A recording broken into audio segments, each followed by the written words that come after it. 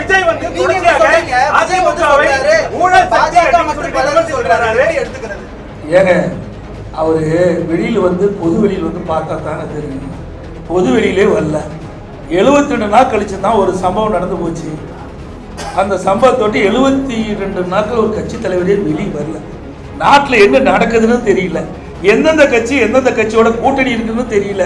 எந்த கட்சி தேர்தலில் தலைமை தாங்கன்னு தெரியல.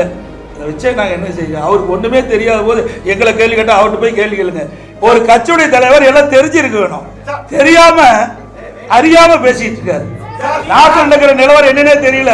இப்படி ஒரு தடவையாவது பிரஸ் மீட் காட்ட சொல்லுங்க, புரிஞ்சுக்கிட்டோம்.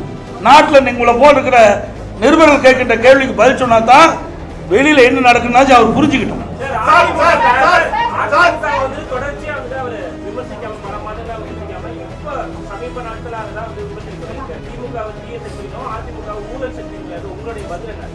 சார் ஊழல்னா என்னன்னு எனக்கு தெரியலையே. ஊழல் சக்தினா என்ன? யாரை குறிப்பிட்டு சொல்றாரு? நீங்களா ஒரு கற்பனை பண்ணிட்டு இவர் தான் சொல்றீங்க. தீய சக்தி ஊழல் சக்தி யாரை குறிப்பிட்டு சொல்றாரு? குறிப்பிட்டு சொன்னா தானே சொல்ல முடியும்.